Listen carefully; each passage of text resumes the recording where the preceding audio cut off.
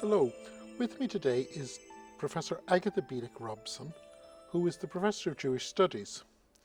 And she's very interested in Jewish philosophy, and so it's an obvious question, why study Jewish philosophy? But that leads to an even more profound question. Is there a Jewish philosophy? And if there is a Jewish philosophy, what is a Jewish philosophy? It is a very good question. It actually undermines my discipline, but I'm quite happy to engage with this problem because actually it makes the existence of Jewish philosophy as a phenomenon even more interesting. Paradoxically, most of the philosophers or historians of philosophy dealing with the topic, that is Jewish philosophy, rather tend to claim that there is no such thing. That there is no such thing that would deserve as kind of a specific term like Jewish philosophy. There is a philosophy on the one hand deriving mostly from Greece and Greek sources, Hellenistic sources, and there is Jewish thought, religious thought on the other hand, and they very rarely come into fruitful crossings. That if there is such thing like Jewish philosophy, then its golden period is the medieval times, and especially the name of Moses Maimonides always comes to mind as the greatest Jewish philosopher of all times. And then modernity is usually regarded as a time of steady decline of Jewish philosophy as this kind of a semi-separate phenomenon, because most of the Jews doing philosophy actually engage in emancipation. They assimilate themselves to the cultural milieus of the hosts. So according to the traditional historians of the so-called Jewish philosophy, modern period is rather characterized by the sort of loss of Jewishness, of this Jewish characteristics of the philosophy those thinkers are engaged in, like Spinoza, Moses Mendelssohn, then Hermann Cohen, up to Jacques Derrida and Emmanuel Levinas.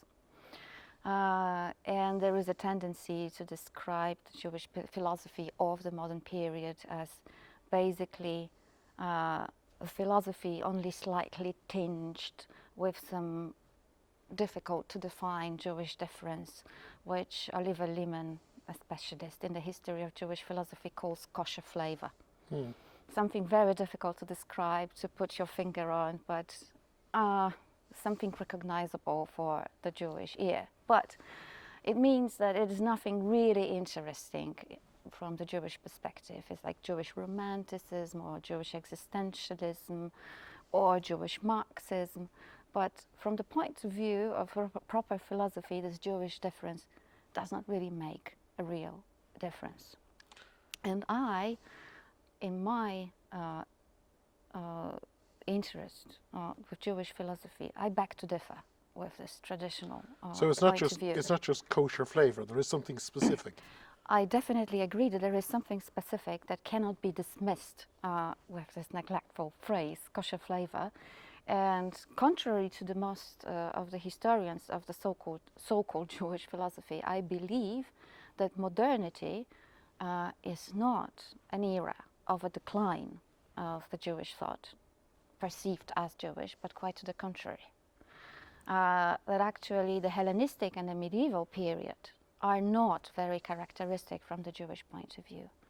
But modernity, paradoxically, because of the challenge of emancipation and assimilation, becomes a time when the Jewish thinkers are really confronted with the question of their Jewishness.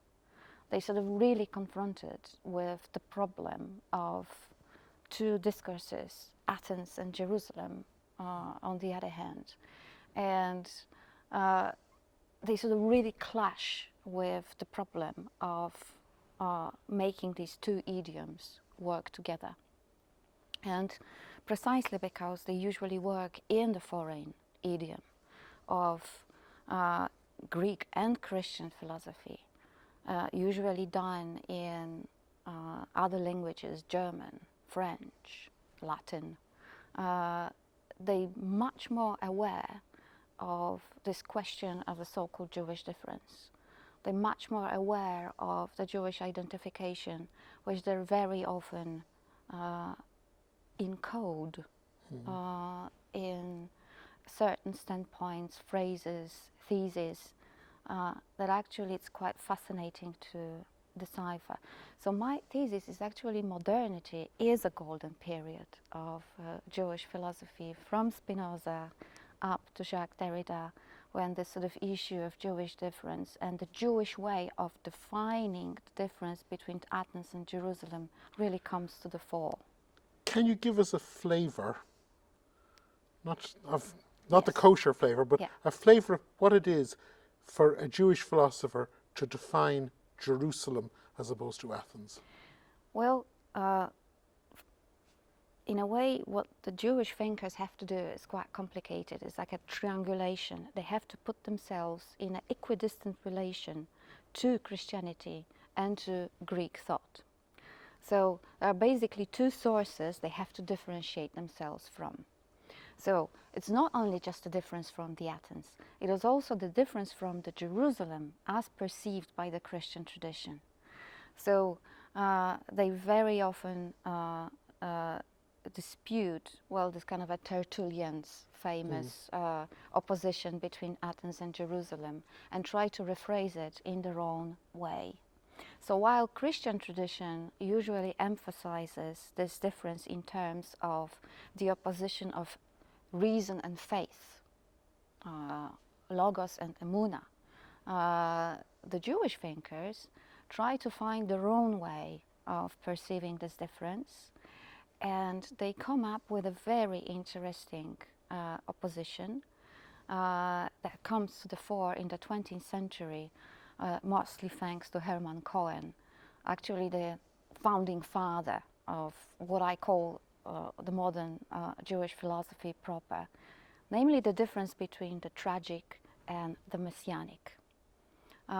This kind of a kosher flavor, or the real sort of Jewish flavor of Jewish philosophy, modern Jewish philosophy especially, is always played out around this major opposition between the tragic view of life, which they actually, the Jews, ascribe to Greek thought, but also to Christianity, and the properly Messianic view of life, which they think belongs only to the Jewish tradition. I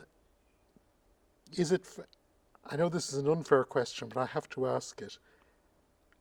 Messianic, can you define what Messianic means in this context in a minute? Oh, it's almost impossible to do, as you can imagine, but maybe it is actually worth to define it in contrast with the tragic. When Cohen says that the whole Western thought is dominated by the tragic paradigm, he basically means that there is a kind of a notion of a doom that hovers over human life, and that in a way life is always contrasted with death, and the death is always perceived as stronger. And even Christianity, which actually sprang from the Messianic Jewish sources, a promised immortal eternal life, is somehow weighed down by this Tanatic vision of existence, and the passion of Christ and Christ's death is a kind of a moment that, well, tends to be central in the Christian thought when dominated by the tragic perspective. Now imagine a perspective which is purely Messianic in a sense that it strongly emphasizes the promise of more life, Lahaim, a life blessed, happy, not necessarily immortal, but augmented, intensified, abundant, a life that is in no fear of death, and which I think is the sort of true goal of the Jewish Messianic action. That's also the main topic of modern Jewish philosophy, which is almost uniquely concerned with realization of this promise. Professor Agata Bielik-Robson, thank you very much for coming and exploring this with us today. Thank you.